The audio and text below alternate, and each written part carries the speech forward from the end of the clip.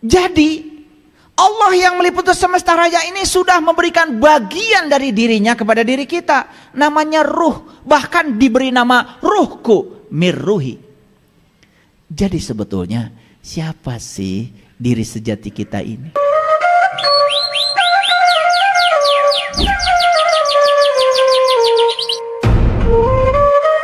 Jadi Allah yang meliputi semesta raya ini sudah memberikan bagian dari dirinya kepada diri kita. Namanya ruh. Bahkan diberi nama ruhku, mirruhi.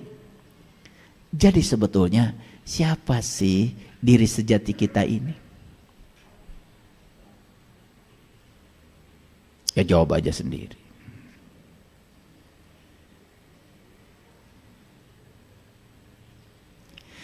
Nah, ruh itu ternyata di Quran dikatakan, nanti ada ayatnya saya sampaikan, ruh itu bermanifestasi supaya gampang dikenali, menjadi nur. Makanya kalau di Islam, kalau berbicara tentang ruh, itu pasti bicara Nurullah, Nur Muhammad, Nur Insan. Itu manifestasi. Sama seperti kapas bermanifestasi menjadi benang. Benang bermanifestasi menjadi kain. Kain bermanifestasi menjadi baju. Kalau sudah bermanifestasi lebih banyak lagi, kan namanya jadi lain. Yang ini namanya jas. Yang ini namanya kemeja. Yang ini namanya celana. Yang di dalam namanya kolor. Padahal semuanya sama. Betul? Nah, kita ini sering terjebak oleh wujud yang sudah berbeda-beda. Ini namanya kerudung. Ini namanya apa tuh kalau baju perempuan tuh? Gamis. Ini namanya koko. Ini namanya t-shirt. Ini namanya oblong. Wah, jadi banyak. Dan kita dalam hidup terjebak oleh judul-judul buatan kita sendiri dan kita lupa asal usulnya. Kalau orang yang sadar ditanya, ini apa? Kapas. Ini kapas. Ini kapas. Yang di dalam kapas.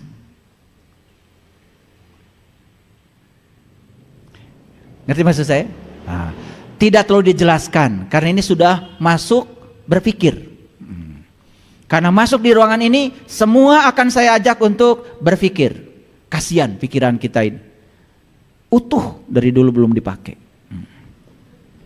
Makanya ada cerita konon kabarnya di pameran otak.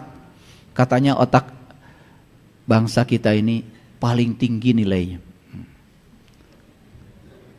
Di pameran itu harganya paling tinggi. Tahu alasannya kan? Usah dijelaskan.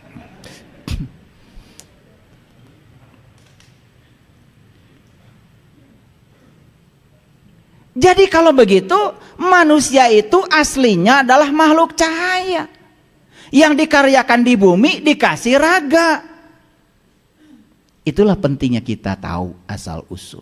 Oh, ternyata saya ini aslinya makhluk cahaya.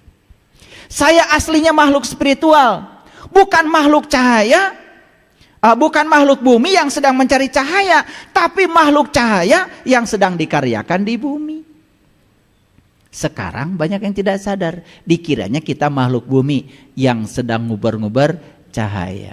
Padahal aslinya kita makhluk cahaya yang dibungkus oleh raga untuk mencahayakan semesta. Sadar sekarang? Sadar? Ya. Jadi kalau kita sekarang ini tidak berkontribusi mencahayakan semesta, berarti kita tidak sadar kalau kita adalah makhluk cahaya. Sampai di sini mengerti? Oke, lanjut. Jadi manusia bukan makhluk bumi yang mencari cahaya, tapi manusia itu adalah makhluk langit yang diutus ke bumi untuk membawa cahaya ilahi, mencahayakan bumi. Jadi aneh ya, kalau manusia menebarkan hoax, itu kegelapan. Menebarkan fitnah, itu kegelapan. Menebarkan kebencian, itu kegelapan. Maaf ya, kan banyak sekali sekarang. Demi untuk ambisi pribadinya, manusia rela mengorbankan diri sebagai makhluk cahaya menjadi makhluk yang penuh dengan kegelapan. Sadar sekarang? Yuk ulangi lagi supaya sadar. Oh ternyata saya adalah makhluk cahaya yang dikasih raga untuk mencahayakan bumi ini.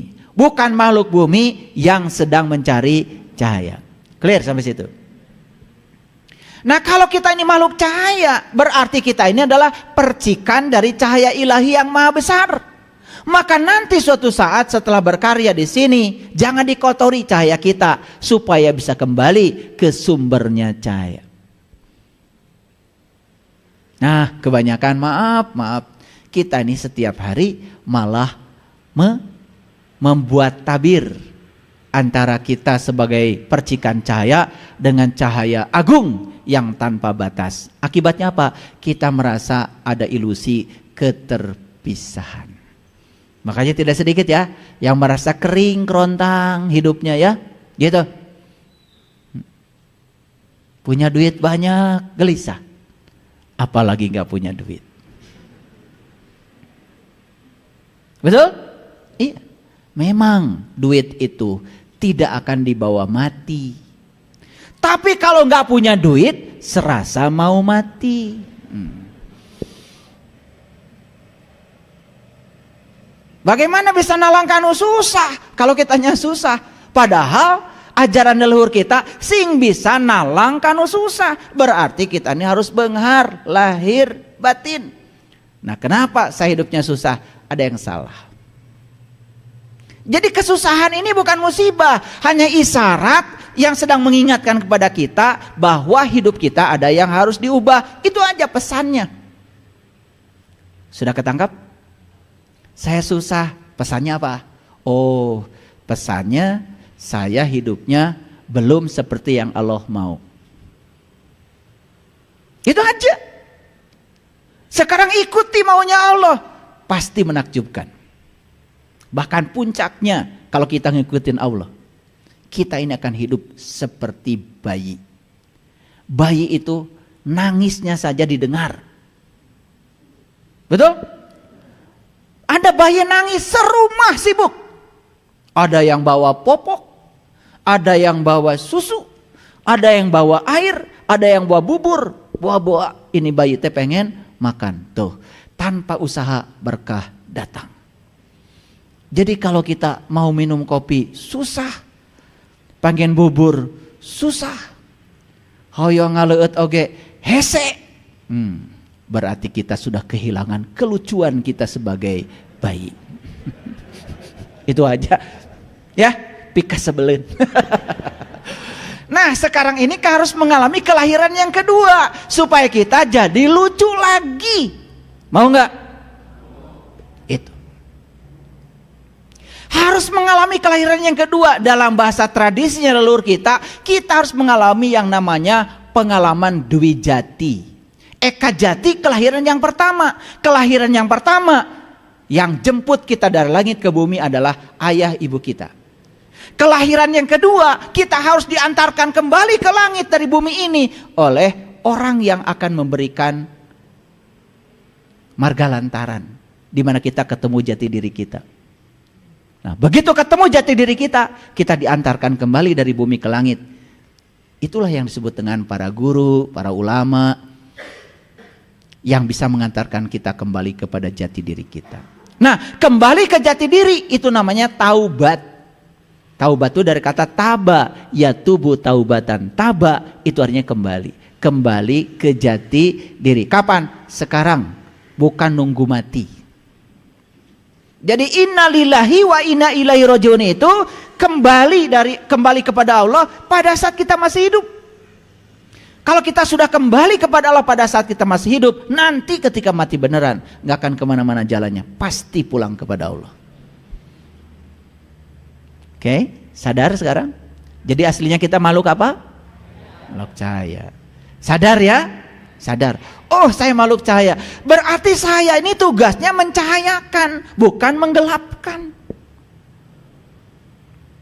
Nah, setelah selesai digunakan oleh Allah di ruang kehidupan ini sebagai makhluk cahaya, dikasih raga untuk berkarya, selesai berkarya. Awas, awas.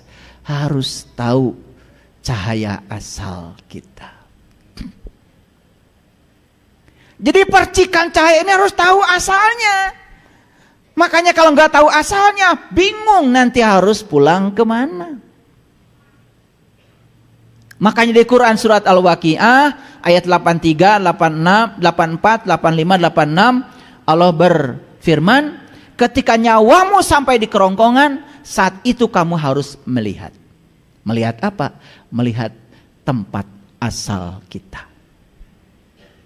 Supaya kita nggak salah jalan, baliknya nggak kemana-mana, ke situ bisa memenuhi ayat Inna lillahi wa inna ilaihi rojiun. Paham sampai sini? Oke. Terlalu jelas atau jelas? Jelas. Jangan terlalu jelas.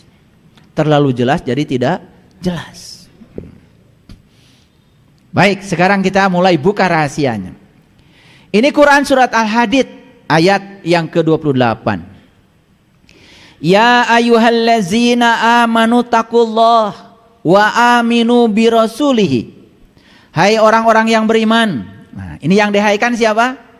Awas, orang yang beriman, bukan yang ngaku-ngaku beriman. Orang beriman itu ada tandanya. Ciri orang yang beriman itu sudah bisa mengingat kepada Allah. Di Quran surat Al-Mu'minun dikatakan, qad aflahal mu'minun alladzina hum fi sholatihim khashi'un. Berbahagialah orang yang beriman, yaitu orang yang khusyuk dalam sholatnya. Siapa yang khusyuk dalam sholatnya? Sepanjang sholat dia mengingatnya cuman Allah, gak ada yang diingat yang lain. Kenapa bisa mengingat kepada Allah? Karena dia sudah tahu dan kenal kepada Allah. Jadi orang yang beriman itu adalah orang yang sudah tahu dan kenal kepada jati dirinya, sudah mengenal ruhku yang ditiupkan Allah ke dalam dirinya. Geus panggih jeung jati dirina. Awas ya, awas. Ini kasih awas sama saya nih. Udah mulai nanjak nih. Fokus. Ya ayyuhalladzina amanu taqullah. Dan orang yang beriman ini diperintahkan takwa. Berarti takwa itu hanya bisa dilakukan oleh orang yang beriman. Masuk akal? Masuk akal? Sama di Quran ada kata-kata begini, fa iza afadtu min arafah fazkurullah. Apabila kamu telah menyelesaikan Arafah, ingatlah Allah. Jadi sebelum bisa ingat Allah harus menyelesaikan apa dulu? Arafah. Arafah itu apa? Arafah itu bukan tempat. Arafah itu bahasa Arab, artinya mengenal. Faiza afatu min Arafah fazkurullah. Apabila kamu sudah menyelesaikan Arafahmu, ingatlah Allah. Berarti Arafah itu tempat kita mengenal Allah. Di mana Allah? Allah udah ngasih alamat. Aku bersamamu, lebih dekat kepadamu daripada urat nadi lehermu. Jadi Arafah sesungguhnya tidak jauh dari diri kita. Sudah pernah ke sana? Sudah pernah ke sana? Yang belum, berarti belum wukuf. Tidak akan bisa ingat, nggak akan bisa ingat. Makanya di Quran itu dikatakan wa in kuntum min qablihi laminad dolin. Jika kamu belum ke Arafah yang sesungguhnya, belum jumpa dengan jati dirimu, dan kamu belum bisa mengingat yang harus kamu ingat, wa in kuntum min qablihi laminad dolin, sungguh kamu termasuk orang-orang yang sesat. Jadi jangan sembarang menyebut sesat pada orang lain, karena menurut Quran orang sesat itu adalah orang yang belum kenal kepada jati dirinya sendiri. Quran surat Al-Baqarah ayat 198. Silahkan nanti buka sendiri. Saya ini bukan siapa-siapa, sekali lagi. Saya bukan guru, saya bukan ustadz, apalagi saya ulama, saya kiai, bukan. Saya hanya seorang penyelam saja. Barangkali ada mutiara sedikit di tangan kiri kanan saya, hasil selam saya yang berguna buat Bapak Ibu. Itu saja. Saya tidak tahu apa-apa, saya juga tidak bisa apa-apa, saya tidak punya apa-apa, dan saya juga bukan siapa-siapa. Kalau saya duduk lebih tinggi sekarang bukan karena saya lebih terhormat, bukan. supaya kelihatan. Betul nggak? Kan kalau saya nyumput di sini, kasihan kameramen. Yang di rumah nggak lihat saya. Maaf ya, kalau saya duduk lebih tinggi, bukan berarti menyalahi peribahasa duduk sama rendah, berdiri sama. Bukan menyalahi itu, supaya kelihatan. Setuju? Oke. Lanjut. Ya ayyuhalladzina amanu taqullah. Jadi ternyata yang bisa bertakwa itu cuman orang yang beriman.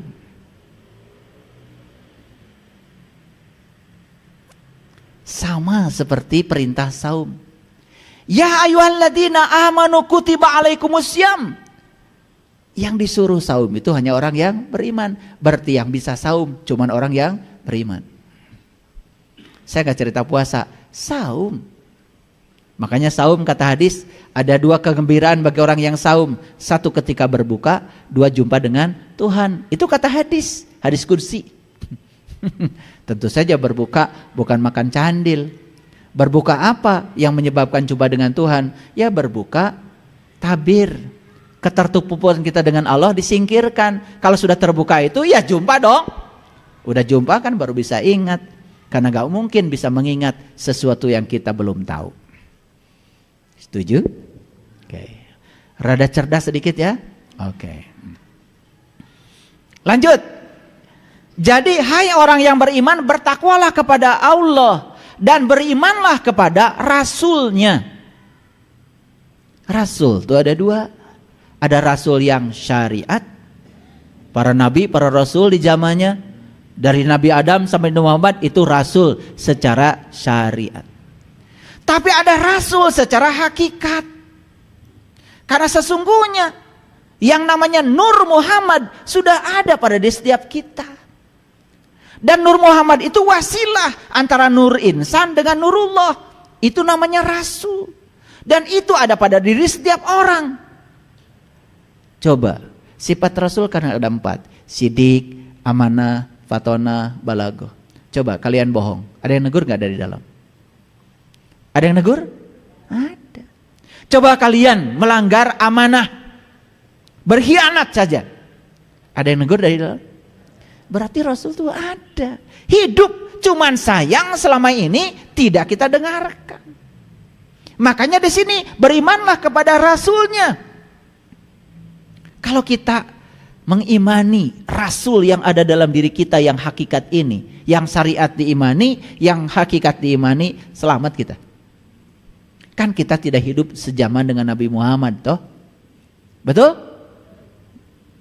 Tapi Nabi Muhammad pernah bersabda seperti ini, beruntunglah hambaku yang hidup tidak sejaman dengan aku, tapi mereka masih dapat ilmuku dari para pewarisku. Jadi lebih beruntung lagi umatku yang hidup tidak sejaman dengan aku, kata Rasul, tapi dia dapat ilmuku dari para pewarisku. Gitu. Paham sampai sini? Oke. Niscaya Allah akan memberikan rahmatnya kepadamu 2 bagian. Yang pertama akan menjadikan kamu cahaya, yang dengan cahaya itu kamu dapat berjalan dan Dia akan mengampuni kamu. Yuk kita simpulkan. Kalau kita sudah beriman sungguhan, sudah bisa menjalankan takwa yang sebenarnya, ya, sudah bisa mengimani Rasul, baik yang syar'i maupun yang hakiki dalam diri, maka Allah janjikan 2. Yang pertama, aku akan menjadikan kamu sebagai cahaya. Dan dengan cahaya itu kamu dapat berjalan di muka bumi ini. Cahaya, walaupun dalam kegelapan, dia tetap akan bisa berjalan. Betul? Nah, selama ini kita berjalan dalam kegelapan, kitanya sendiri gelap gulita. Bisa dibayangkan? Ketika kita gelap, berjalan dalam kegelapan, apa yang terjadi? Kesandung, kejedot. Ada lagunya tuh, kesandung, kejedot, kesandung, kejedot. Nah, itu lagu buat orang yang berjalan dalam kegelapan. Makanya banyak sekali kesandung. Betul nggak? Ya, nggak apa-apa. Masalah itu buat mendewasakan saya. Ya sudah kalau begitu, selamat, banyak masalah. biar tambah dewasa. Ngomong kadang-kadang sembarangan aja, betul nggak? Bermimpilah, jangan berhenti bermimpi, sare we terus. Dan sembarang kalau ngomong, betul nggak? Berarti kalau harus bermimpi terus, berarti kudu sare terus. Kan mimpi terjadi dalam tidur, justru bukan bermimpi terus. Segera bangun dari mimpi, hudang sare. Betul? Makanya kalau mimpi ingin jadi kenyataan, bangun tidur. Ini mah terus bermimpi. Ini tak sare. Kadang-kadang kalau kita dengar orang ceramah ya, mohon maaf, asal aja ngomong, gak dipikirin. Mari kita mendekatkan diri kepada Allah. Cek Allah teh, uing teges deket. Rek deket kemana deui. Tapi rasanya kalau udah ngomong gitu bener, betul? Aduh. Kan harusnya, ya Allah, sedekat itu engkau dengan aku, tapi kenapa aku tidak merasakan kehadiranmu? Kenapa aku tidak menyaksikan kamu? Izinkan aku ya Allah untuk bisa menyaksikan keberadaanmu dalam diriku. Itu baru waras. Ya. Makanya di kajian ini sedikit-sedikit kita kikis ketidakwarasan kita itu. Dikit-dikit aja karena kaget. Nanti kalau udah gede, oh ternyata nggak warasnya banyak banget. Cuman itulah kita tidak tahu. Kalau kita tidak tahu, karena kita sok tahu. Maka sekarang saya tahu kalau saya tidak tahu. Cepat mengalami perubahan kesadaran. Hadirin, dalam hidup ini yang abadi cuma 2. Tahu nggak? 1, perubahan. 2, pengeluaran. Betul apa tidak? Iya. Pemasukan teu aya, pengeluaran terus. Abadi tah pengeluaran mah. Betul nggak? Iya, nggak percaya sama saya. Walaupun sudah pensiun, pengeluaran tetap ada. Betul apa tidak? Iya, makanya harus nabung. Iya, karena pengeluaran abadi. Ya, jadi kalau ditanya apa yang abadi? 2, 1 perubahan, 2 pengeluaran.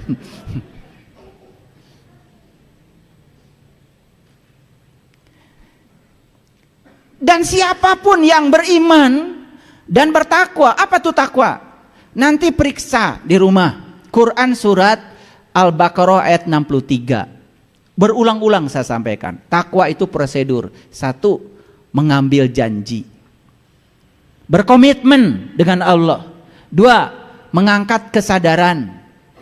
3, begitu kesadaran kita diangkat, maka Allah akan menunjukkan dirinya kepada kita.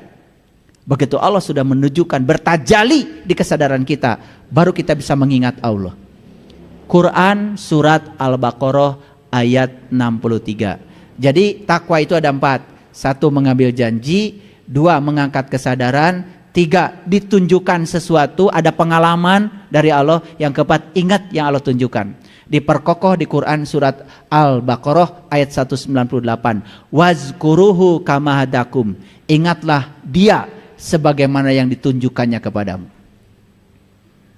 Itu jelas sekali. Gak usah pakai ilmu tafsir itu.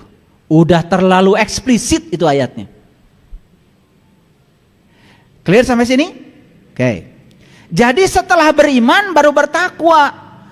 Setelah itu kemudian mengimani Rasul. Cara mengimani gimana? Ikuti perintahnya. Ikuti perintahnya. Nih saya kasih tahu. Begitu kita melakukan tindakan bodoh dan kita sadar, langsung kita, aduh bodoh saya. Kenapa saya melakukan itu ya? Siapa yang mengingatkan itu? Itu Rasul yang sejati dalam diri. Fatonah itu. Sifat Rasul yang fatonah yang sedang mengingatkan kita. Sebetulnya kita tuh cerdas. Cuman kecerdasan kita sering dibungkam oleh hawa nafsu kita sendiri. Demi ambisi kita. Sudah jadinya banyak jatuh. Oke, lanjut ya. Ketika itu dilakukan maka hadiahnya 2. 1, akan menjadikan kamu cahaya. Yang kedua, akan mengampuni kamu. Bukankah itu yang dua-duanya kita mau? Satu, kita jadikan cahaya, dua, diampuni, udah selesai. Dan ciri orang yang sudah diampuni oleh Allah kelihatan dalam sehari-harinya. Kelihatan tuh. Orang yang sudah diampuni oleh Allah itu kelihatan, sudah selesai dengan dirinya sendiri. Tidak perlu mengkondisikan orang lain untuk bahagia. Tidak perlu mengkondisikan orang lain untuk damai. Tidak perlu. Sudah jadi matahari. Lihat matahari, bersinar satu arah. Makanya kita harus bersinar satu arah. Kalau kita sudah jadi matahari, sudah menjadi cahaya, satu arah sinarnya. Orang baik sama kita, tetap kita baik. Orang jahat sama kita, tetap baik. Sudah searah. Sudah begitu belum? Males saya nanya sama kalian itu. Cuma sebab kelihatan dialog. Sebenarnya saya udah tahu jawabannya. Kalian kan kalau bicara begitu, kalau kamu baik sama saya akan baik sama kamu. Kalau kamu sering memberi saya akan memberi kamu. Kita ini setiap hari tidak melakukan kebaikan, hanya tukar menukar kebutuhan. Paham? Saya tegur. Kenapa? Kok orang itu nggak dikasih oleh-oleh? Dulu saya suka menegur istri saya. Waktu kesadaran kita belum sampai di titik ini, kita masih punya sifat seperti itu. Dia juga kalau pulang dari luar kota diam-diam aja. Kalau kita sudah sadar, justru ketika dia diam-diam saja, kita kasih oleh-oleh lebih besar daripada orang lain. Biar dia sadar. Jadi pemberian kita itu mendidik. Gitu enggak? Gitu apa tidak? Belum. Ngaji sudah, seragam seminggu 7. Kesadaran tidak pernah meningkat. Karena kita terlalu sibuk. Sibuk dengan sesuatu yang tidak esensi. Maaf ya. Kan yang dipermasalahkan oleh kita itu, wah, kalau tahiyat itu lurus atau muter? Yang lurus merasa paling benar, yang muter merasa paling benar. Lalu bikin kelompok lurus dan kelompok muter. Disebut madhab. Betul nggak? Gara-gara itu kemudian paseha eta urusan gitu. Padahal yang lurus gak ingat Allah, nu muter ge sarua, esensinya sholat gak dicapai dua-duanya. Ribut we soal gitu. Saya juga pernah terlibat, mantan. Karena saya tuh dari kecil di sini, SMP di sini, bagus orang tua saya itu moderat. Jadi saya itu udah berbagai macam aliran lah. Sudah. Makanya saya bikin masjid ini, saya bilang, di sini semua boleh datang. Tidak ada di sini kotak-kotakan. Sudah lingkaran di sini semuanya. Karena kalau kotak itu susah dipakai jadi ban hese, mal maju. Betul nggak?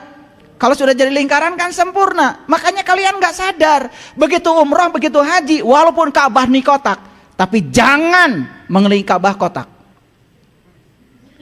Betul nggak? Betul apa tidak? Ya date sadar teh waktu kaditu teh. Cek si eta muter we 7. Luar biasa. Betul? Dapatnya keringatan aja. Coba perhatikan, Ka'bahnya kotak tapi muternya lingkaran. Karena kalau kita muternya kotak, pulang dari sana, muter lingkaran aja masih kayak kotak. Apalagi muternya kotak. Betul nggak? Kotak itu rigid. Kotak itu tidak pernah jalan. Kotak itu titik setimbangnya terlalu besar. Tapi lingkaran. Gak ada orang bikin ban kotak. Malah maju. Begitu lingkaran. Kebayang gak kalau ban kotak di maju nanti jeduk. Betul gak? Jantung kita copot semua. Betul apa tidak? Keren, luar biasa. Ya. Jadi dua yang Allah, aku akan jadikan kamu sebagai cahaya. Yang kedua, aku akan mengampuni kamu. Luar biasa. Kan dua-duanya mau. Nah, ciri orang yang sudah menjadi cahaya, Perhatikan saya. Kemanapun dia pergi, dirindukan kedatangannya. Karena dia selalu membawa cahaya. Orang yang bingung ketemu dia, gak bingung lagi. Orang yang ragu ketemu dia, tidak ragu lagi. Boro-boro manusia, makhluk yang kecil aja, semut semua merasa damai dan aman kedatangan dia. Karena dia tidak pernah membawa luka kemanapun. Selalu membawa berkah dan rahmat. Itu yang disebut dengan rahmatan lil alamin. Tidak lagi dari mulutnya keluar ucapan yang menyakitkan. Dari mulutnya yang keluar cuma ucapan yang damai dan mendamaikan. Tidak tertarik itu menjadi makhluk cahaya lagi?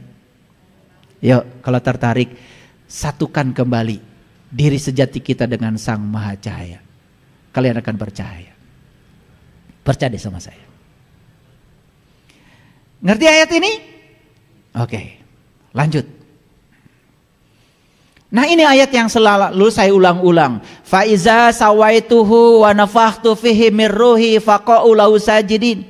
Maka apabila aku telah menyempurnakan kejadiannya dan telah meniupkan ke dalamnya ruhku, maka tunduklah kamu kepadanya dengan bersujud. Jadi sujud yang sebenarnya itu adalah tunduknya kita kepada ruhku, mengikuti apa maunya beliau. Sebetulnya beliau itu selalu mengingatkan kita, cuman kita terlalu berisik sehingga suara beliau tak terdengar. Makanya para rasul, para nabi itu datang ke sini itu menjadi amplifier, menguatkan suara Allah yang lemah dalam diri kita. Maaf.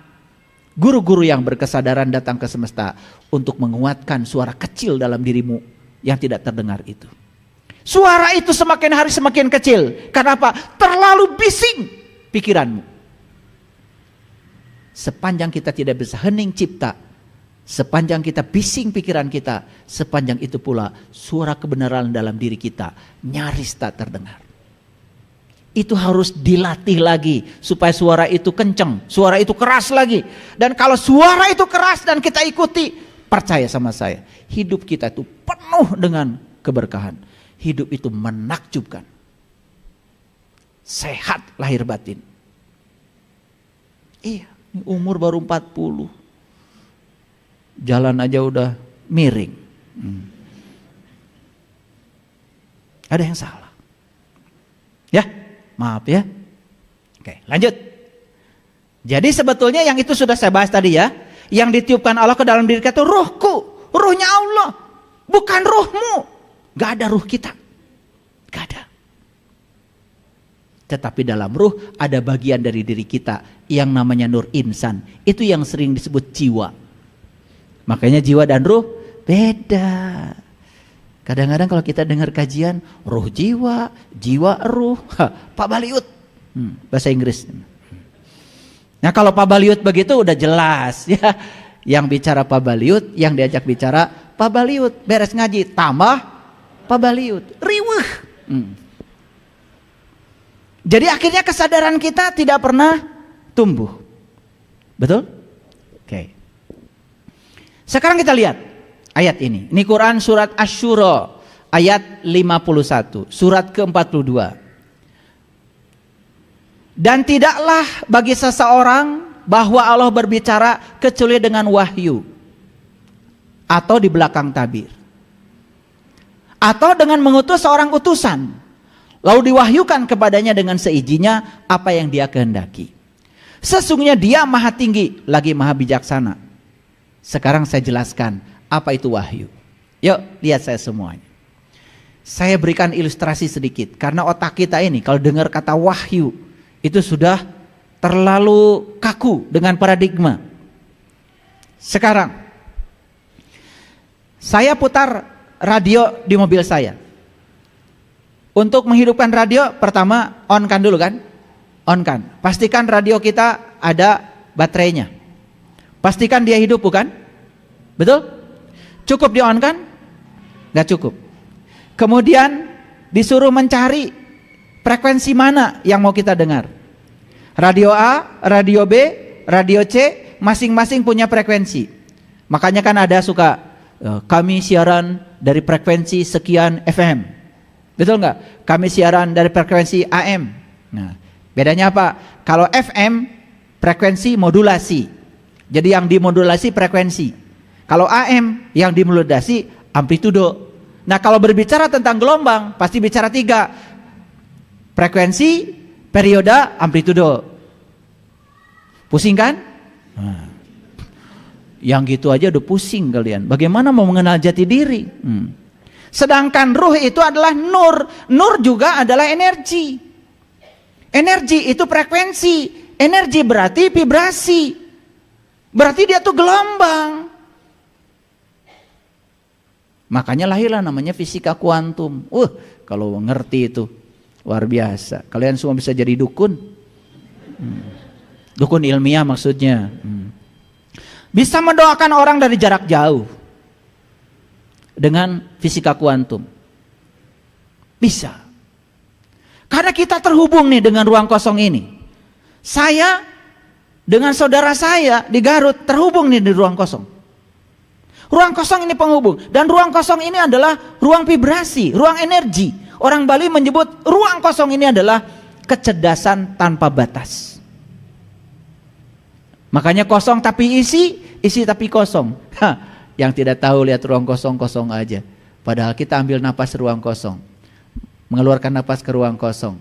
Dan lewat napas kita terhubung dengan semua saudara kita dimanapun adanya. Tidak terhalang oleh jarak dan waktu. Kalau mengerti ini, makanya Einstein pernah stres tuh Einstein. Beliau tuh khawatir kalau orang mengerti fisika kuantum dan menggunakan itu untuk tujuan yang tidak-tidak.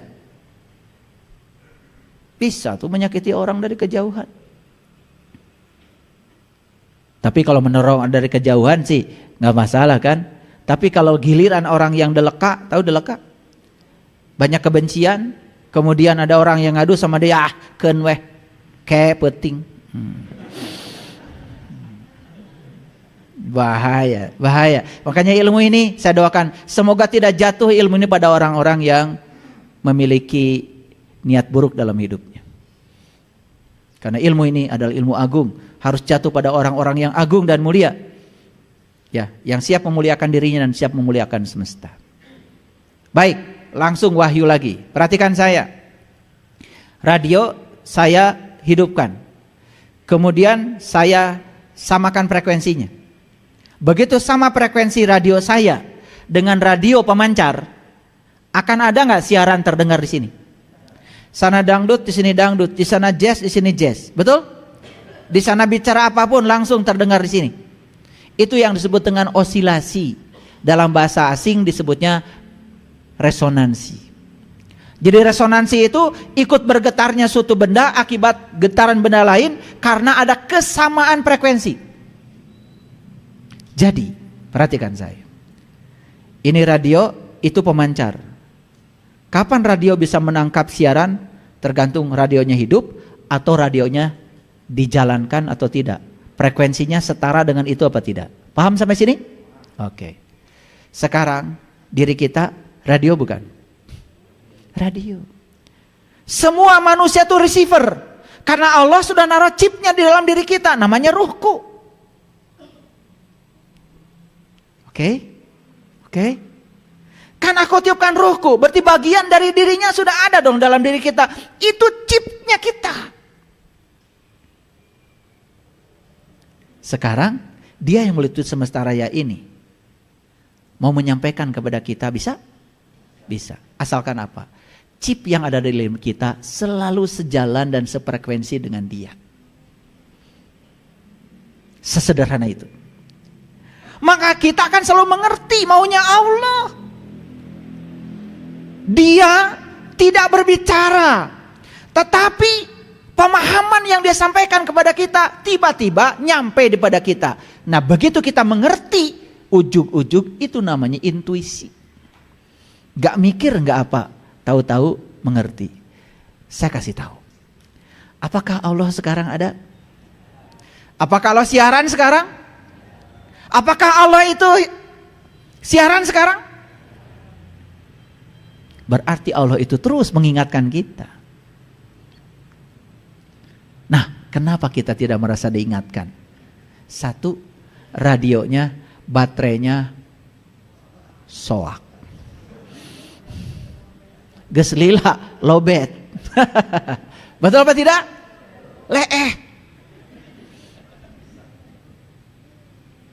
Satu itu. Jadi ininya sudah leeh. Tubuhnya sudah tidak bisa lagi untuk bisa menerima frekuensi gelombang dari sumbernya. Sudah kaku, sudah tidak berosilasi lagi. Kenapa? Terlalu banyak menyimpang dari maunya dia. Dia Maha Pengasih, kita pilih kasih. Dia Maha Penyayang, kita selalu berhitung. Menyimpang dari sejatinya diri kita. Apa yang terjadi? Maaf, tidak pernah resonansi. Jadi di depan saya nggak usah cerita. Tadi malam saya dapat intuisi keheula banget kieu. Karena ketidaksabaran, kemarahan terbaca ibu bapak. Saya tuh sekarang bisa tahu yang sumbu pendek dengan sumbu panjang sekarang. Cuman kalau saya tunjuk satu-satu kan nggak elok. Tapi nanti kalau lagi berdua saya tunjuk. Bisa. Makanya sabar itu memang tidak mudah. Kan hadiahnya surga. Karena kalau sabar mudah, kan hadiahnya payung. Permen. Ngerti maksud saya? Makanya Allah mengatakan wasta'inu bisobri wasolah. Minta tolong pada Allah mah cukup dua. Dengan sabar dan sholat. Lakukan dua-duanya. Sabar dan sholat. Sabar itu menerima realitas tanpa syarat. Tidak ada penghakiman. Sabar. Sholat. Bermanunggal. Menyatu. Merasakan kehadirannya. Itu cara minta tolong pada Allah. Kata Quran. Makanya sabar memang tidak mudah. Hadiahnya surga. Karena kalau hadiahnya permen, baru gampang sabar. Apalagi hadiahnya mangkok, seneng ibu-ibu. Betul nggak? Di rumah mangkok banyak, tapi kalau beli sabun dapat mangkok, bahagianya luar biasa. Padahal itu mangkok kan nepi ka imah, betul nggak? Iya, udah nyampe rumah enggak lagi. Itulah kadang-kadang kita jadi boros. Resep ya mah, ayah hadiahna, geus loba eta mangkok di imah. Eueuh isina. Betul? Oke, lanjut dulu. Jadi sebetulnya Allah sekarang siaran. Allah memancarkan gelombangnya, memancarkan. Sekarang, kenapa radio kita tidak mendengarkan siaran itu? Satu, radionya sudah baterainya soak, geus lila. Dua, frekuensinya tidak sama dengan frekuensi yang sedang siaran. Jadi tengarti wae maksud Allah kemana, maksud kita kemana. Balah datang ke dunia bikin rencana-rencana hidup baru, bikin visi baru, bikin misi baru. Wah, siap-siap saja menderita. Jadi saya kasih tahu ya, semua manusia di dunia ini yang hidupnya susah, menderita, banyak konflik. Maaf. Penyakit banyak, konflik banyak, ekonomi susah. Itu hanya sekedar pengingat dari Allah. Kamu gak sejalan dengan aku. Cuma itu aja. Kamu tidak sejalan dengan aku. Yuk, ikuti aku. Sejalan dengan aku. Begitu sejalan dengan dia, sefrekuensi dengan dia, maka kita bisa resonansi. Persis seperti kita mendengarkan suara radio. Suara Allah itu sekencang itu.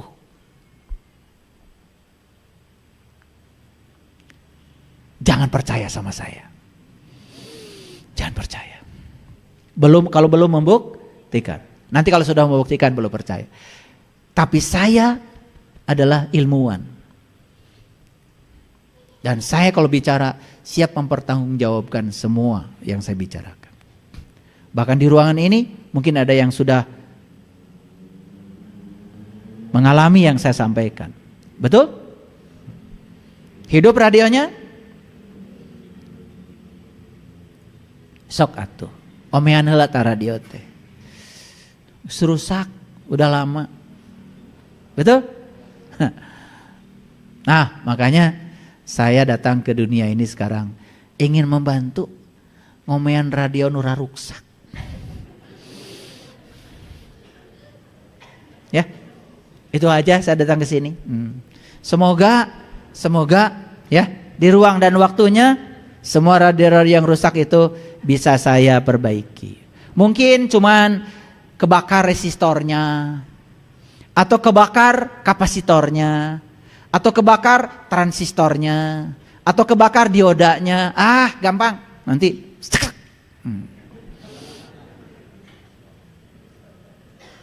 karena gini, radio terbakar satu aja resistornya paeh. Betul nggak?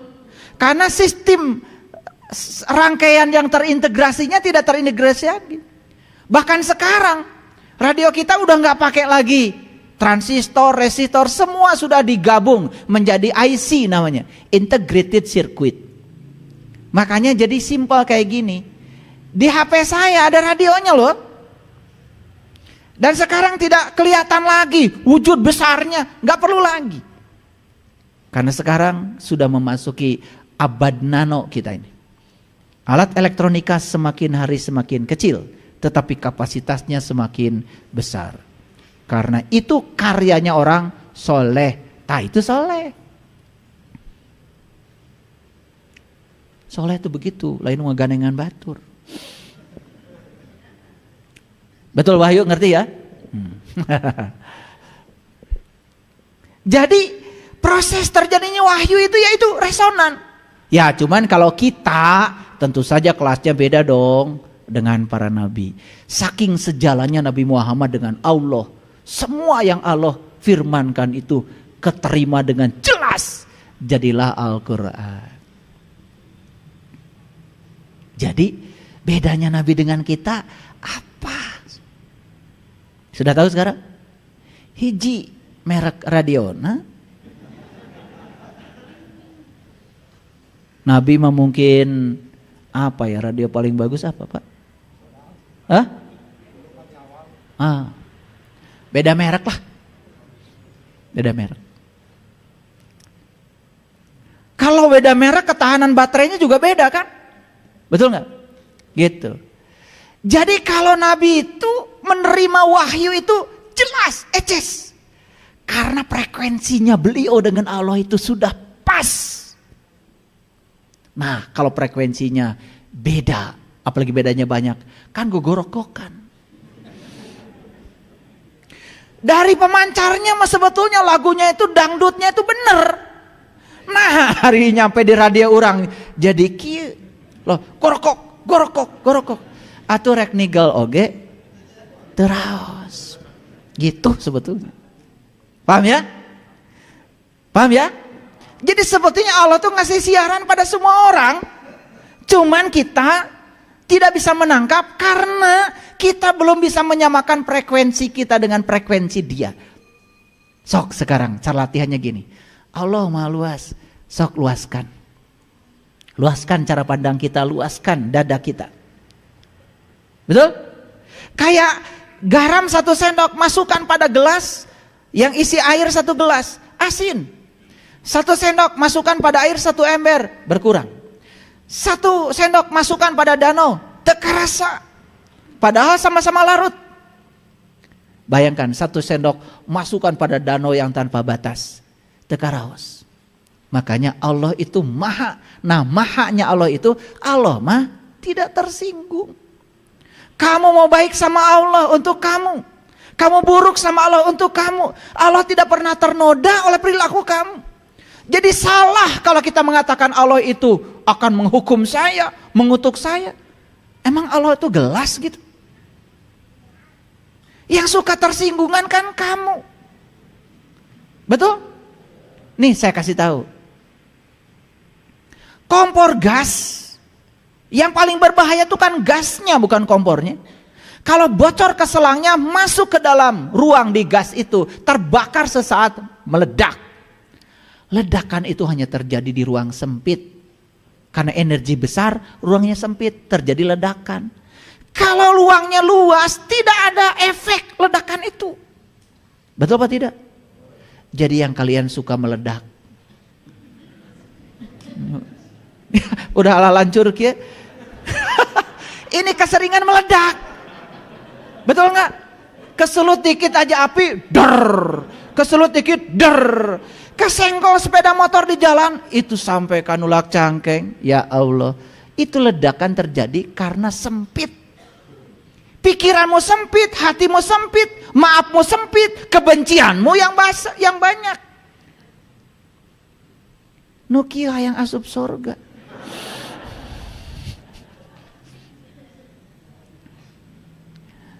Karaos bu, kencana karasain. Allah maha luas, cing luas juga Allah. Allah maha sabar, cing sabar juga Allah. Allah maha welas, maha asih, sing welas asih, sing nyaahan, terutama sing nyaah kanu ngewa. Taeta nu hese. Betul? Ari nyaah kanu nyaah ka urang mah eta mah belum bagus. Itu hanya tukar menukar kebaikan. Dan kalau kalian baru sayang sama orang yang sayang pada kalian, kalian belum baik. Dan ciri orang baik itu sudah selesai dengan dirinya. Orang mau apapun pada kamu, kamu tetap aja sayang pada orang. Ilmu tertinggi itu ternyata nyaah kanu ngewa. Bukan tahajud. Bukan sholat duha. Itu hanya instrumennya. Itu pun kalau benar melakukannya. Kalau nggak benar, hanya membuat kamu jadi sombong saja. Merasa diri sudah banyak pahala. Padahal akhlaknya masih seperti itu. Memperlakukan orang lain pun masih seperti itu. Penuh dengan kebencian dan curiga. Betul? Kencana karasain. Jadi kita ini harus resonan. Supaya apa? Supaya suara kebenaran itu nyata dalam diri. Dan sekarang suara kebenaran tidak nyata gara-gara frekuensi kita terlalu jauh dengan frekuensinya dia. Kita menyimpang terlalu jauh dari maunya dia menciptakan kita. Terlalu jauh. Makanya kita harus buru-buru pulang.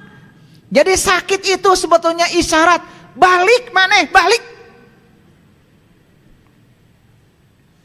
Sengsara dunia itu isyarat. Buru-buru balik, kata Allah.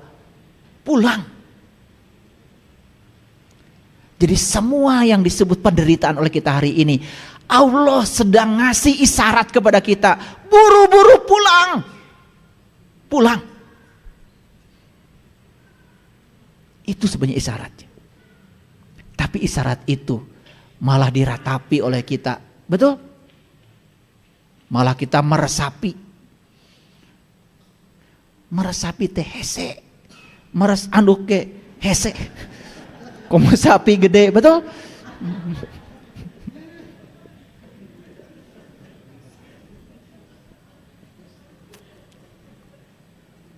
Ngaji itu harus ketawa. Kalau ngaji gini terus itu sesat pengajian itu. Ayo kita lanjutkan. Tetapi tertawanya mentertawakan kebodohan diri kamana wae urang selama ieu. Umur we ngaku 67. Aya kalakuan 7. Punten ya, makanya di Quran banyak anak-anak kecil yang beruban. Itu kata Quran. Anak kecil yang beruban teh ari sirah manggeus bodas. Aya kalakuan juga budak. Betul? Masih mending budak mah pasea sakedeung isuk geus ulin deui. Ari maneh? Tang 3 tahun pasea teu beres-beres. Ya Allah. Ari cerita tentang wahyu.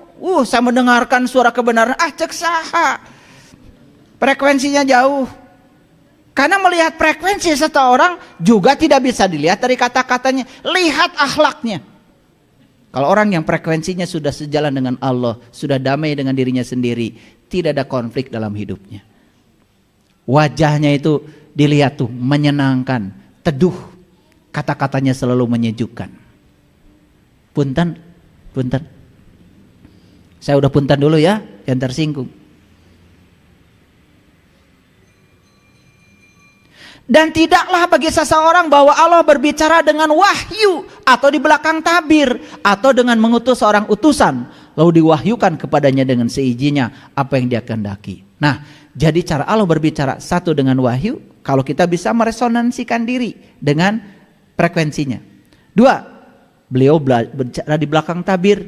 Artinya beliau memang bicaranya tidak keras-keras, tapi terdengar suaranya ada. Yang ketiga, melewati utusan. Maka diutuslah para nabi, para rasul untuk mengeraskan suara kecil yang tidak terdengar dalam diri kita itu. Saya bukan siapa-siapa, tapi semoga saya bisa membantu mengeraskan suara kecil itu yang nyaris tak terdengar, sehingga kita bisa mendengar lagi suara kebenaran dalam diri. Tapi setelah mendengar, berikutnya ikuti. Makanya dalam Quran dikatakan, alladzina yastami'unal qaul fayattabi'una ahsanahu ulaika hadahumullah ulaika hum ulul albab. Orang yang mendengar perkataan.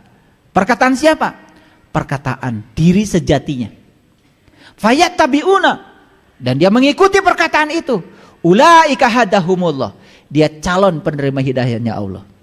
Ulaika hum ulul albab, tidak lama dia akan jadi ulul albab. Siapa ulul albab? Ahlul bait. Orang yang ingat Allah, berdiri, duduk, dan berbaring. Mau? Yuk sekarang latihan sederhananya, dengarkan suara kebenaran dalam diri. Oke? Gak apa-apa, ini aja dulu, yang awal dulu. Maaf ya, saya itu ingin mengalami ayat per ayat seperti ini tuh prosesnya lama. Ingin membuktikan kebenaran ayat per ayat itu prosesnya lama. Tetapi kalau kita tekun terus, subhanallah. Ternyata suara kebenaran itu sekarang, saya lagi teriak-teriak begini aja, tidak pernah berhenti suara itu. Resonansi itu tidak terjadi setiap saat. Selalu. Pemancar dengan radionya selalu connect. Ya, lanjutkan. Ya. Sekarang ayat 52-nya perhatikan. Dan kami wahyukan kepadamu ruh dengan perintah kami. Jadi ruh ini sudah ada dalam diri kita? Sudah ada? Sudah ada. Sebelumnya kamu tidaklah mengetahui apa itu kitab. Dan sebelumnya kamu tidak mengetahui apa itu iman. Tetapi kami menjadikan ruh itu sebagai cahaya. Jelas sekali. Jadi ternyata ruh itu Allah jadikan sebagai cahaya. Setelah dijadikan sebagai cahaya, barulah kita akan mengerti apa itu kitab, apa itu iman. Maaf, 1000 maaf. Sebelum kita menyaksikan itu dalam diri kita, kita tidak akan mengerti apa itu kitab, apa itu iman. Gak akan ngerti. Cuman ngarang-ngarang saja buatan kita sendiri.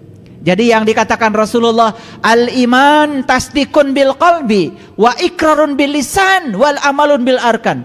Iman itu adalah pembenaran oleh kolbu. Kolbu itu bahasa Arabnya adalah baitullah. Baitullah artinya rumah Allah. Makanya surat Al-Fatihah huruf pertamanya apa? Ba. Huruf terakhirnya apa? Nun. Hebat. Kalau kita sudah tahu Al-Fatihah, sudah tahu kuncinya, sudah tahu pembukanya, kita akan bisa menemukan nun dalam ba. Nun itu adalah nur. Ba itu adalah bait. Kita akan ketemu nur dalam bait. Artinya kita sudah bisa menyaksikan perwujudan ruh sebagai manifestasi dari ruh, yaitu cahaya. Tapi bukan cahaya biasa. Tapi dalam Quran disebut nur ala nurin, cahaya di atas cahaya. Setelah kita sampai di titik itu, baru kita akan mengerti apa itu kitab, apa itu iman. Begitu kata Quran. Sebelum tahu itu, maaf, kita tidak mengerti. Makanya di Quran Allah berfirman di Quran surat Al-Isra ayat yang ke-14, Iqra kitabaka, bacalah kitabmu.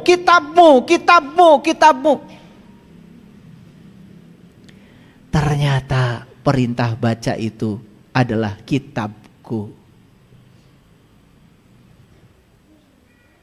Tapi kitabnya sampai sekarang gak pernah tahu. Betul? Cara membacanya gak tahu. Makanya sekarang, maaf, kita jadi bodoh. Gak tahu apa-apa.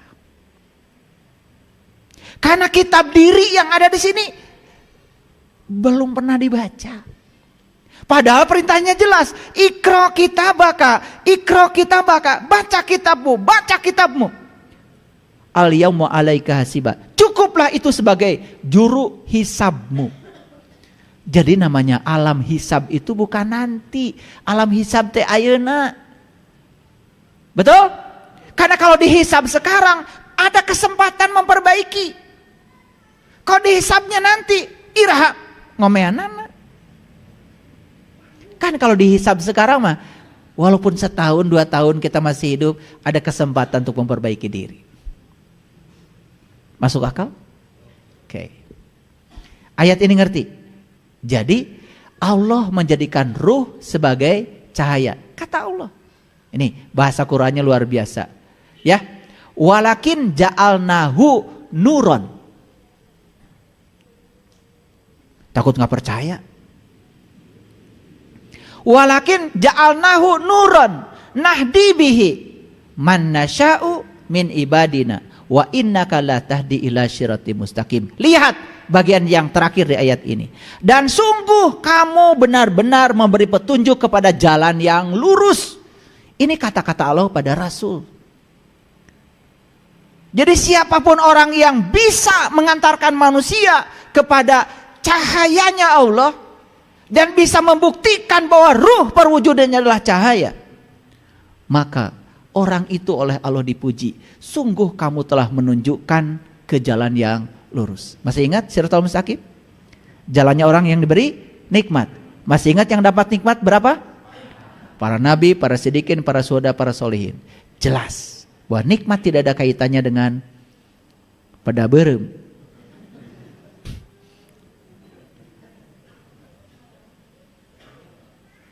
Kan kita suka salah. Begitu makan sama pada berem, sama jengkol, putih, timel, aduh mani nikmat. Teu aya di Quran nuang pada berem dapat nikmat. Yang dapat nikmat cuma 4, para nabi, para siddiqin, para syuhada, para solihin. Ya, harus cerdas. Saya sengaja banyak membuka rahasia Quran supaya apa? Supaya Quran yang masih perawan ini bisa kita sentuh bagian dalam. Karena Quran selaminya hanya disentuh-sentuh luarnya saja. Dibaca, diperbaiki cara bacanya, diperbaiki tajwidnya, sampai di situ selesai ngajinya. Diperbaiki suaranya, biar ngahaleangna rada sae gitu. Stop sampai di situ. Betul apa tidak? Tapi isinya belum kita sentuh. Clear sampai di sini? Oke, lanjut. Nah, inilah ayatnya. Quran surat At-Tahrim ayat 60 ayat yang ke-8. Ini karena panjang ya, bahasa Arabnya panjang, jadi saya tidak membacakannya, langsung saja ke terjemahannya. Hai orang-orang yang beriman, kembalilah kepada Allah dengan kembali yang bersih. Paham maksudnya? Kembalilah kepada Allah dengan kembali yang bersih. Kenapa ada kata begitu? Jadi pengen saya membacakan bahasa Arabnya ya. Ya ayyuhalladzina amanu tubu ilallah taubatan nasuha. Jadi nasuha, nasihat. Nasyih itu artinya bersih. Makanya kita suka ngomong, kamu harus melakukan taubatan nasuha. Ngerti juga enggak? Artinya kembalikan dirimu yang tadinya bersih menjadi bersih. Gimana caranya? Kembalikan pada jati dirimu. Artinya apa? Ruhku yang ada dalam diri kita itu sentuhkan dengan alam asalnya, biar dia mendapatkan celupan ilahi, kembali bersih. Itu namanya taubatan nasuha. Jadi saya ingat guru saya dulu, kalau cerita taubatan nasuha itu ilustrasinya begini. Jadi di sebuah kampung itu, di sebuah kampung ada orang tukang kubur mayat, namanya itu Pak Nasuha. Nah, di situ juga ada ustadz tuh, tapi masih hidup, masih muda. Yang tahu kelakuan Pak Nasuha itu cuma ustadz ini aja. Jadi kalau ada yang sudah dikuburkan siangnya, itu malamnya kuburannya digali oleh Pak Nasuha ini. Diambil kain kafannya dan dijual. Nah, karena Pak Ustadz ini khawatir nanti kalau dia mati diperlakukan sama, bikin surat perjanjian di notaris itu sama Pak Nasuha itu. Jadi nanti kalau saya mati, kata Pak Ustadz, awas ya, kain kafan saya pasti bagus. Ustadz, pokoknya kalau lihat kain kafan tuh ngiler lah Pak Nasuha itu. Apalagi orang kaya meninggal, udah pasti hilang tuh kain kafannya. Jadi rupanya mati tuh Ustadz. Dan betul kain kafannya, kata Pak Nasuha. Weh, mahal ini. Ini semeternya lumayan. Dia udah lupa perjanjian di notaris itu sama Ustadz. Betul itu. Malamnya dibuka kuburannya. Begitu mau diplosotin, bangun Pak Ustadznya. Begitu bangun, loncat tuh Nasuha. Nah, sejak itulah dia taubatan Nasuha. Bohong kan? Serius amat kalian kalau dengar saya ceramah, ya. Supaya kalian ketawa, karena ini mau akhir nih, ya. Perhatikan. Ya ayyuhalladzina amanu tubu ilallah taubatan nasuha. Jadi ayat ini mengatakan kepada kita, hai orang yang beriman, kembali kamu kepada Allah dengan kembali yang bersih. Nih, lihat saya. Piring kalau ingin bersih tentu dicuci dengan air. Betul? Jiwa kita yang kotor ini tidak ada lagi obatnya kalau ingin bersih. Cuci dengan Dia yang Maha Suci. Itu sebabnya jiwa kita harus dimanunggalkan dengan Dia yang Maha Suci. Itu harus tahu caranya. Paham ya? Ini agak dalam nih saya bicara. Karena terlalu dalam saya tarik lagi nih, tarik lagi. Belum saatnya kalian dengar terlalu jauh. Tapi itu maksudnya. Niscaya Robmu menutupi kesalahan-kesalahanmu dan memasukkanmu ke dalam jannah yang mengalir di bawahnya sungai-sungai. Ini harus dialami sendiri. Ternyata jannah itu mengalir di bawahnya sungai-sungai. Awas, tidak seperti sungai Cikapundung. Karena kalau ada sungai langsung gitu. Karena jannah dalam bahasa Quran bukan geografis, tapi psikologis. Jadi artinya kita akan merasakan suatu keindahan di dalam diri kita yang tidak bisa diceritakan dengan kata-kata. Aliran kehidupan, aliran energi dalam kehidupan luar biasa. Saya kalau cerita ini pengennya nangis.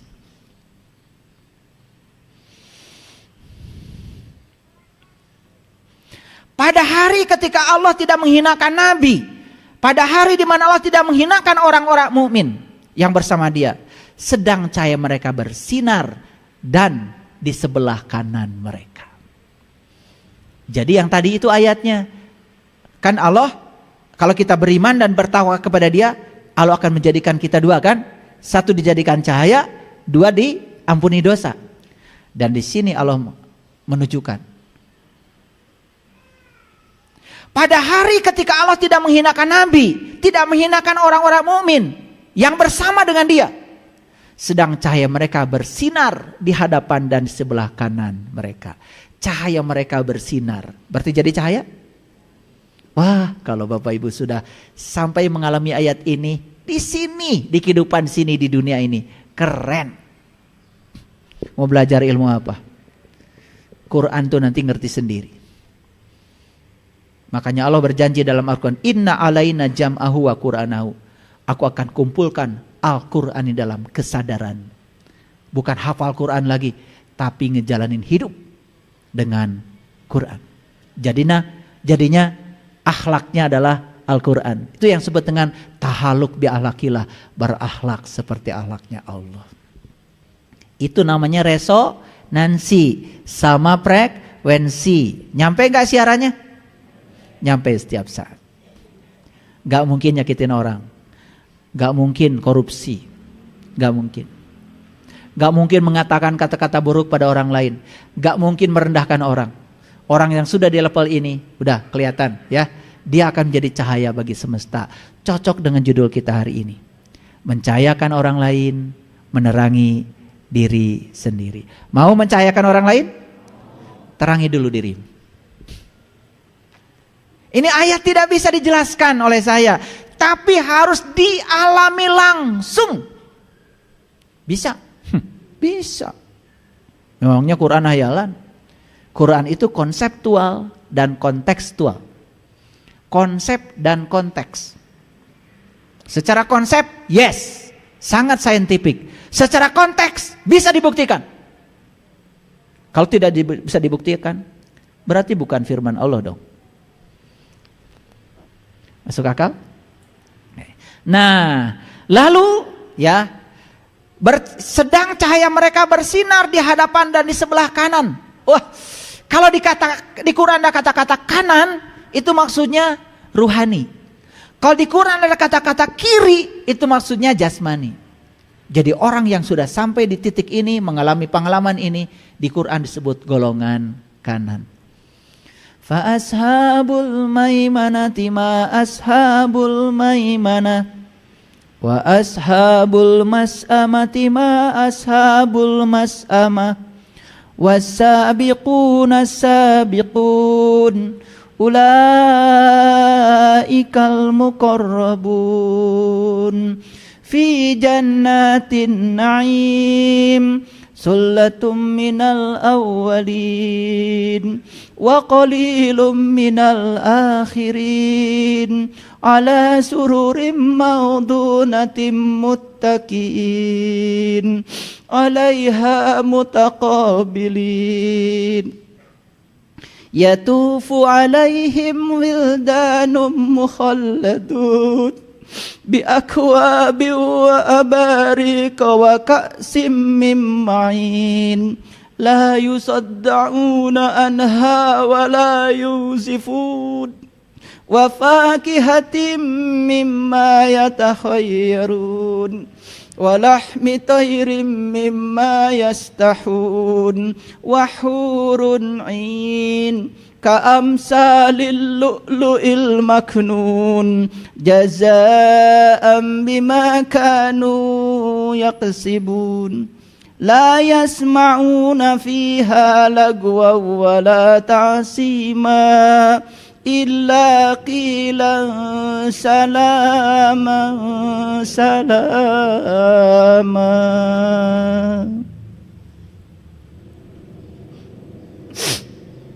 Begitu kita menjadi golongan kanan, tidak ada yang keluar dari mulut ini kecuali ucapan yang damai dan mendamaikan. Lucu ya. Kadang-kadang kita mendengarkan katanya kajian spiritual, tetapi penuh dengan kebencian.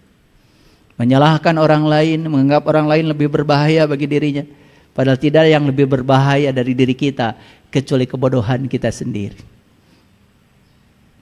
Hadirin, terakhir dari saya tadi, saya kok ingin membacakan surat Al-Waqiah.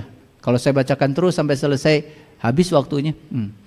Tapi penggalan surat Al-Waqiah itu semoga menggetarkan kita, dan semoga kita tertarik semangat untuk menjadi golongan kanan. Bisa menyaksikan sinar kita itu di hadapan kita sendiri dan di sebelah kanan.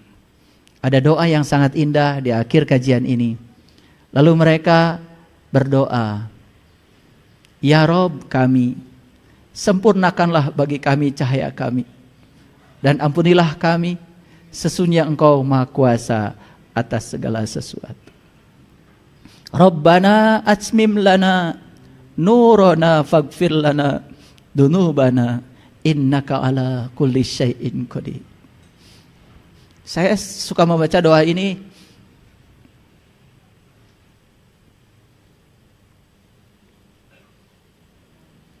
dan doa ini tidak diberikan pada orang sembarangan. Karena doa ini hanya bisa diucapkan oleh mereka-mereka yang sudah menyaksikan itu. Yang belum menyaksikan, bagaimana bisa disempurnakan? Menyaksikan juga belum. Makanya doanya Rabbana atmim lana nurana faghfir lana. Ya Allah Tuhanku, sempurnakan bagiku cahayaku dan ampunilah aku. Cocok dengan ayat yang tadi. Maka siapa yang beriman dan bertakwa kepada Allah dan dia mengimani Rasulnya, maka aku akan berikan dua bagian. Satu, aku akan jadikan cahaya. Dua, aku ampunkan segala kesalahan dia. Mari kita ungkapkan doa ini lebih dalam lagi. Allahumma Rabbana atmim lana nurana faghfir lana dunubana innaka ala kulli syai'in qadir. Ya Allah, sempurnakanlah bagiku cahayaku dan ampunilah segala kesalahanku, karena Engkau Maha berkuasa atas segala sesuatu. Judul kita hari ini, mencahayakan orang lain, menerangi diri sendiri. Semoga semakin sempurna cahaya kita, kita semakin bersinar, berkilau, sehingga siapapun orang yang mendekat kepada kita akan kebagian cahaya kita. Shadaqallahul adzim. Barakallahu li wa lakum. Assalamualaikum warahmatullahi wabarakatuh.